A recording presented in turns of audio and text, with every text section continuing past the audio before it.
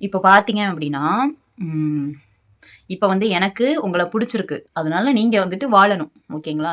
இப்ப எனக்கு வந்து உங்கள புடிக்கல அப்டின்னா, நீங்க செத்து போயிரணும். எனக்கு புடிக்காத எனக்கு உங்கள புடிக்கல அப்டின்னா, அவங்க உடனே செத்து போயிரணும். செத்து போயிட்டா, ஓகே. அப்படிங்கிற மாதிரி தான் மக்களோட மனநிலை வந்து இருக்கு. மக்களோட மனநிலை வந்து ஒரு இறுக்கமா, குறுகலா, அ ஒரு குறுகிய வட்டத்துக்குள்ள அந்த மாதிரி தான் வந்துட்டு இருக்கு. எனக்கு ஒருத்தவங்கள புடிச்சுச்சு அப்டின்னா, அவங்க நல்லா இருக்கலாம். எனக்கு ஒருத்தவங்கள புடிக்கல அப்டின்னா, அவங்க வந்து நல்லா இருக்கக்கூடாது. இதுதான் இப்போ உள்ள மனிதர்களோட மனநிலையா வந்துட்டு நான் வந்து நெனைக்கிறேன். நீங்க என்ன நெனைக்கிறீங்கன்னு கமெண்ட்ல சொல்லுங்க. உழைச்சு முன்னேறி வந்தா புடிக்க மாட்டேங்குது.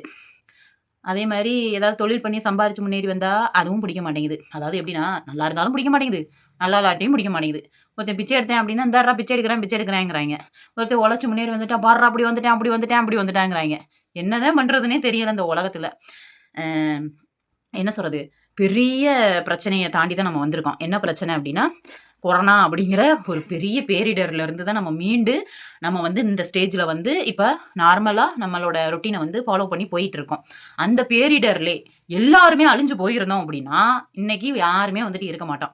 இயற்கையே நம்மளுக்கு வந்து ஒரு சான்ஸ் வந்து குடுக்குது. சரி பொழச்சு போங்க, மக்கள வந்து ரொம்ப கஷ்டப்படுத்த வேண்டான்னு அடுத்த கட்டத்துக்கு நம்மள கொண்டாந்து விட்டுருக்கு. அடுத்த கட்டத்துக்கு கொண்டாந்து விட்டாலுமே, இவ்வளோ பேர் இறந்து போயிருக்காங்க. எங்க வீட்லயுமே 2 பேர் வந்து இறந்து போயிருக்காங்க. எவ்வளவோ பிரச்சனைகள தாண்டி, காசு இருந்தும், அரிசி இல்லாம, சாப்பாட்டுக்கு வழி இல்லாம, ரோடா திரிஞ்சு காய் வாங்கி சமைச்சு சாப்பிட முடியாம, நெனச்சத வாங்க முடியாம, நெனச்ச இடத்துக்கு முடியாம, ஒரு டெத்துக்கு முடியாம, எங்க வீட்லயே எங்க மாமியார், மாமனார் 2 பேரும் வந்து இறந்து போயிட்டாங்க. அவ்ளோ லாக் ஆயி, அவ்ளோ கஷ்டத்துல இருந்து, நம்ம இந்த 2025ல நம்ம சர்வே பண்ணிட்டு இருக்கோம். ஆனா மக்களோட மனநிலை எப்படி இருக்கு?